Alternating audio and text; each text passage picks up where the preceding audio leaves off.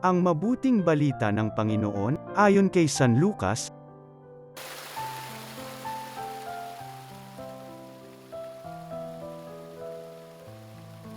Noong panahong iyon, umuwi si Jesus sa Nazaret na kanyang nilakhan.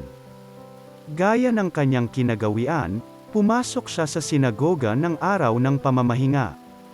Tumindig siya upang bumasa, at ibinigay sa kanya ang aklat ni Propeta Isaias.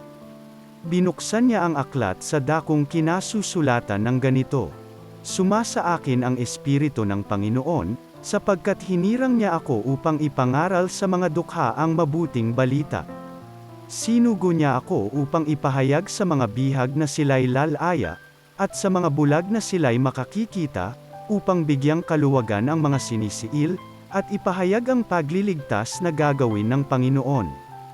Binalumbon niya ang kasulatan, at matapos isauli sa tagapaglingkod, siya'y naupo. Nakatitig sa kanya ang lahat ng nasa sinagoga, at sinabi niya sa kanila, "Natupad ngayon ang bahaging ito ng kasulatan samantalang nakikinig kayo." Ang mabuting balita ng Panginoon.